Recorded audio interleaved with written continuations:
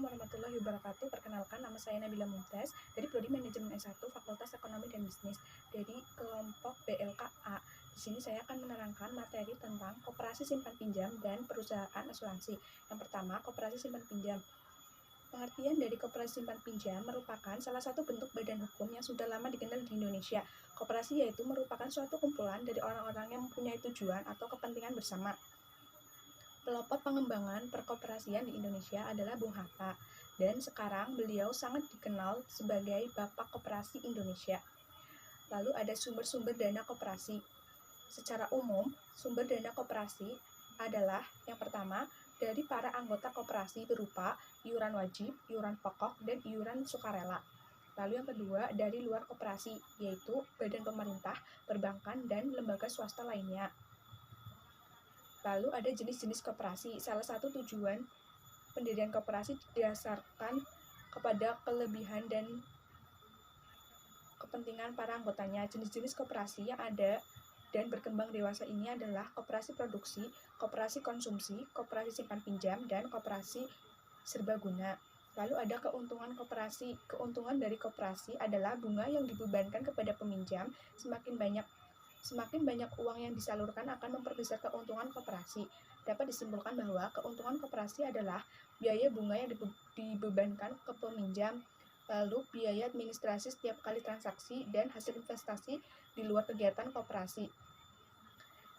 Lalu ada pendirian koperasi. Pendirian koperasi cukup sederhana, yaitu cukup dengan minimal 20 orang yang membuat kesepakatan dengan akte notaris, kemudian didaftarkan di Kanwil, Departemen Koperasi setempat untuk mendapatkan pengesahannya.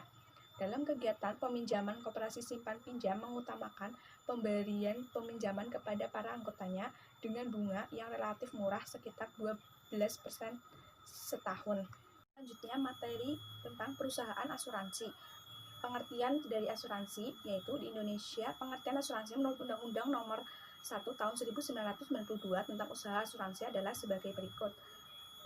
Asuransi atau pertanggungan adalah perjanjian antara dua pihak atau lebih dengan mana pihak penanggung mengikatkan diri kepada tertanggung dengan menerima premi asuransi untuk memberikan penggantian kepada tertanggung karena kerugian, kerusakan, atau kehilangan keuntungan yang diharapkan atau tanggung jawab hukum kepada pihak ketiga yang mungkin akan diderita tertanggung yang timbul dari suatu peristiwa yang tidak pasti atau untuk memberikan suatu pembayaran yang didasarkan atas meninggal atau hidupnya seseorang yang dipertanggungkan. Lalu ada perkembangan asuransi. Asal mula kegiatan asuransi yang dijalankan di Indonesia merupakan kelanjutan asuransi yang ditinggalkan oleh pemerintah Hindia Belanda.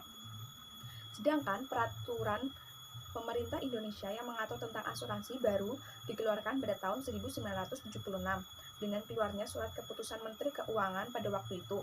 Kemudian surat keputusan Menteri Keuangan nomor 1136 KMK 4/1976 tentang penetapan besarnya cadangan premi dan biaya oleh perusahaan asuransi di Indonesia. Selanjutnya, keluar keputusan Menteri Keuangan nomor 1249 atau KMK 013 1988 tanggal 20 Desember 1988 tentang ketentuan dan tata cara pelaksanaan di bidang asuransi kerugian dan nomor 1250 KMK 013 1988 tanggal 20 Desember 1988 tentang asuransi jiwa. Peraturan Menteri Keuangan ini kemudian tidak berlaku kembali dengan keluarnya Undang-Undang Nomor 2 Tahun 1992 tentang usaha perasuransian di Indonesia dan Peraturan Pemerintah Nomor 73 Tahun 1992 tentang penyelenggaraan usaha perasuransian. Lalu ada jenis-jenis asuransi. Jenis-jenis asuransi yang berkembang di Indonesia dewasa ini jika dilihat dari berbagai segi sebagai berikut. Yang pertama dilihat dari segi fungsinya, ada asuransi kerugian, asuransi jiwa, dan reasuransi. Lalu yang kedua ada dilihat dari segi kepemilikannya, ada asuransi milik pemerintah, asuransi milik swasta nasional, asuransi milik perusahaan asing, dan asuransi milik campuran. Lalu ada keuntungan asuransi. Keuntungan dari usaha asuransi untuk masing-masing pihak adalah sebagai berikut. Yang pertama ada bagi perusahaan asuransi keuntungan dari premi yang diberikan ke nasabah, lalu keuntungan dari hasil penyertaan modal di perusahaan lain, lalu keuntungan dari hasil bunga dari investasi di surat-surat berharga. Lalu bagi nasabah memberikan rasa aman, merupakan simpanan yang pada saat jatuh tempo dapat ditarik kembali lalu terhindar dari risiko kerugian atau kehilangan. Lalu memperoleh penghasilan di masa yang akan datang, memperoleh penggantian akibat kerusakan atau kehilangan. Prinsip-prinsip asuransi yang dimaksud adalah insurable interest, utmost good faith atau itikat baik, indemnity atau ganti rugi, proximate cause, subrogation, contribution. Lalu yang terakhir jenis-jenis risiko yaitu ada risiko murni, risiko spekulatif, dan risiko individu. Sekian materi dari saya. Apabila terdapat kesalahan, saya mohon maaf. Terima kasih. Wassalamualaikum warahmatullahi wabarakatuh.